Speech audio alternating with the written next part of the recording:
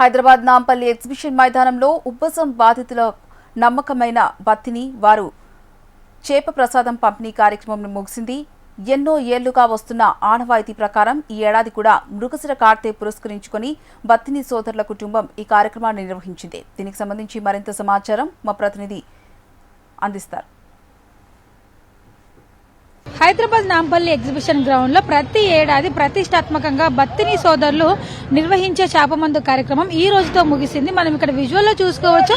ఇప్పటికే చాలా మంది బయలుదేరుతున్నారు. అంటే 2 తెలుగు రాష్ట్రాల నుంచే కాదు, ఇతర రాష్ట్రాల నుంచి కూడా పెద్ద ఎత్తున ఇక్కడికైతే వస్తారు. ఈ ప్రసాదం స్వీకరించడం కోసం కూడా నిన్నటి నుంచి ఈ రోజు వరకు కూడా అలుపెరగకుండా కూడా ఈ కార్యక్రమం అయితే ఎంతగానో సాగింది. లక్షలాది మంది ఆస్తమా బాధితులు కూడా ఈ ప్రసాదాన్ని అయితే స్వీకరించారు. తెలుగు రాష్ట్రాల నుంచే కాకుండా దేశంలోని వివిధ ప్రాంతాల నుంచి లైక్ మహారాష్ట్ర, కర్ణాటక, మధ్యప్రదేశ్, ఉత్తరప్రదేశ్ తదితర ప్రాంతాల నుండి వచ్చిన జనసందోహంతో నాంపల్లి ఎగ్జిబిషన్ మైదానం అంతా కూడా కిక్కిరిసిపోయింది. బత్తిని హరినాథ్ గౌడ్ కుటుంబ సభ్యులు, స్వచ్ఛంద సంస్థల ప్రతినిధులు కూడా ప్రభుత్వ యంత్రాంగం అందరూ కలిసి సమన్వయంతో చివరి రోజు పంపిణీ కూడా అంతా కూడా సజావుగా అయితే సాగించారు. ఈ ఏడాది చేప ప్రసాదం చూసుకునేది కూడా పంపిణీకి ఊహించని స్థాయిలో మంచి స్పందన కూడా లభించింది. శ్వాసకోశ సమస్యల నుంచి ఉపశమనం లభిస్తుందనే నమ్మకంతో కూడా సుమారుగా 3 నుంచి 4 లక్షల మందికి పైగా బాధితులు ఇక్కడికైతే వచ్చి ఈ ప్రసాదాన్ని తీసుకున్నట్లుగా కూడా అధికారులు అయితే అంచనా వేస్తున్నారు. చిన్నపిల్లల నుంచి వృద్ధుల వరకు అందరికీ వేరువేరు క్యూలైన్ల ద్వారా క్రమశిక్షణతో బత్తిని సోదరుల కుటుంబం అయితే ఈ మందును స్వయంగా నోట్లో వేశారు.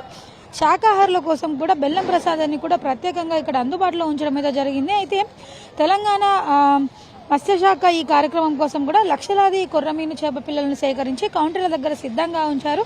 టోకన్లు తీసుకున్న భక్తులకి ఎటువంటి ఇబ్బందులు లేకుండా కూడా చేప పిల్లల్ని అయితే అందజేయడం జరిగింది. నగర పోలీస్ శాఖ ఆధ్వర్యంలో భారీ బందోబస్తును అయితే నిర్వహించారు.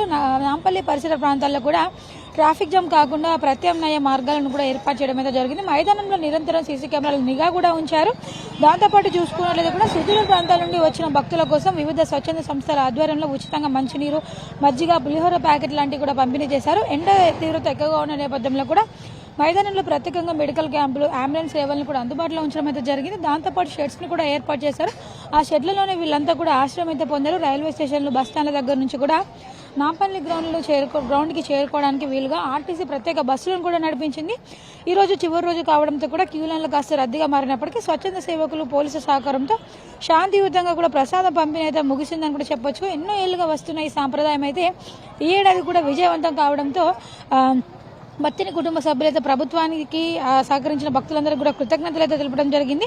అయితే కిందటిసారితో పోలిసిన ప్రతి ఏడాది పోల్చుకునేది కూడా ఈ ఏడాది ఈ కార్యక్రమం ఎక్కువ సమయం పాటు సాగనప్పటికీ కూడా ఈసారి కేవలం 24 గంటల పాటు మాత్రమే నిరంతరాయంగా నిర్వహించాలని కూడా బత్తిని కుటుంబ సభ్యులైతే ముందుగానే నిర్ణయించారు. మృగశిర కార్తె ప్రవహించిన సమయం నుండి కూడా సరిగ్గా 24 గంటల పాటు అలుపెరగకుండా ఈ చేప మందు ఏదైతే ఉంటుందో సో ఇదైతే పంపిణీ ప్రక్రియ అయితే కొనసాగింది.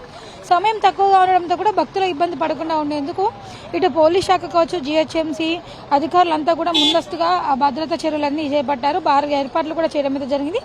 తక్కువ కాల పరిమితిలోనే లక్షలాది మందికి ప్రసాదం అందేలా కూడా క్యూ లైన్లు, కౌంటర్ల దగ్గర ఇవన్నీ కూడా ఏర్పాటు చేశారు. 24 గంటల పాటు ఈ మొత్తం అంతా కూడా విజయవంతంగా ఈ చేపమందు ప్రసాదం పంపిణీ అయితే ఘనంగా కొనసాగిందని కూడా చెప్పొచ్చు. చాలా వరకు ఇప్పుడు మనం చూసుకోవచ్చు చేప ప్రసాదం పంపిణీ ముగిసేయడంతో కూడా చాలా మంది తమ ఇళ్లకైతే వెళ్తున్నారు. సో దూర ప్రాంతాల నుంచి వచ్చిన వారంతా కూడా ఇక్కడ నుంచి అయితే ఒక్కొక్కరుగా కదిలిపోతున్నారు. మొత్తానికి చూసుకున్నట్లయితే కూడా ఈసారి ప్రతి ఏడాదితో పోలిస్తే ఈసారి కూడా ఇటు భక్తులు ఎక్కువ మంది వచ్చినట్లుగా కూడా అధికారులు అంచనా వేస్తున్నారు.